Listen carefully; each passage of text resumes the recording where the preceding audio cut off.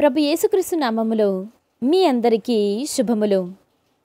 ఆగమన కాలపు మొదటి మంగళవారము, పునీత ఫ్రాన్సిసు చౌరి వారి మహోత్సవము. మొదటి పట్టణము యెషయా గ్రంథము 11వ అధ్యాయము 1వ వచనము నుండి 10వ వచనం వరకు. ఈశాయి మొద్దు నుండి ఒక పిలక పుట్టును, అతని వేరుల నుండి ఒక కొమ్మ ఎదుగును. దేవుని ఆత్మ అతనిపై నిలుచును. అది విజ్ఞానమును వివేకమును ఒసగు ఆత్మ, దూరదృష్టిని బలమును ప్రసాదించు ఆత్మ, దైవజ్ఞానమును దైవభీతిని దయచేయు ఆత్మ. ప్రభుని భయము అతనికి ప్రీతిని కలిగించును. అతడు వెలుపలికి కనిపించు తీరును బట్టి, అన్యులు చెప్పెడు మాటలను బట్టి నిర్ణయములు చేయడు. అతడు దీనులకు న్యాయముతో తీర్పు చెప్పును, పేదలకు నీతితో న్యాయ నిర్ణయములు చేయును. అతని వాక్కు దుర్మార్గులను దండించును. అతడు విధించు శిక్ష దుష్టులను సంహరించును. అతడు న్యాయమును నడికట్టువలే ధరించును, సత్యమును దట్టీ వలె తాల్చును. తోడేలు గొర్రెపిల్లలతో కలిసి జీవించును. చిరుతపులి మేకపిల్లితో కలిసి పరుండును. దూడ కొదమసింగము కలిసి మేయును. చిన్న బాలుడు వానిని తోలుకొని పోవును. ఆవు ఎలుగుబంటి కలిసి మేత మేయును. వాని పిల్లలు కలిసి పండుకొనును. సింహము ఎద్దువలే గడ్డి మేయును.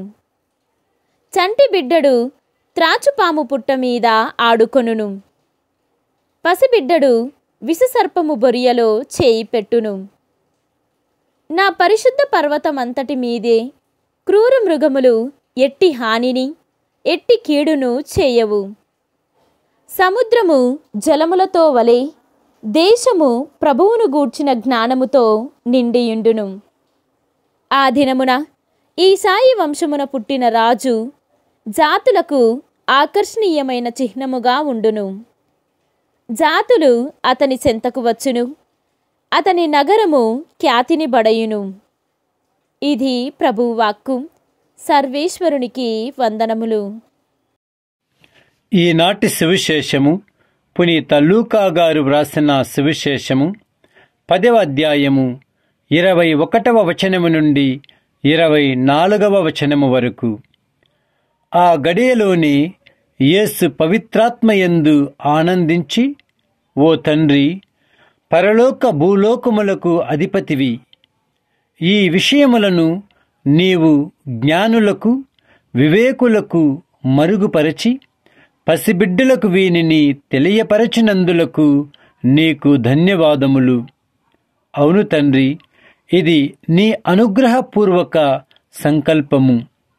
నా తండ్రి నాకు సమస్తము అప్పగించియున్నాడు. తండ్రి తప్ప మరెవ్వరూ కుమారుని ఎరుగరు, కుమారుడు తప్ప మరెవ్వరూ తండ్రిని ఎరుగరు. మరియు కుమారుడు ఎవరికి ఎరిగింప ఇష్టపడునో వారు మాత్రమే తండ్రిని ఎరుగుదురు అనెను. అప్పుడు యేసు శిష్యుల వైపు తిరిగి వారినుద్దేశించి, మీరు చూచెడి ఈ సంఘటనలను చూడగలిగిన నేత్రములు ఎంత ధన్యమైనవి. ప్రవక్తలు రాజులు అనేకులు మీరు చూచుచున్నవి చూడగోరిరి, కాని చూడలేకపోయిరి. మీరు వినుచున్నవి వినగోరిరి, కాని వినజాలకపోయిరి అని పలికెను. ఇది క్రీస్తు సువిశేషము. క్రీస్తువా మీకు స్తుతి కలుగునుగాక.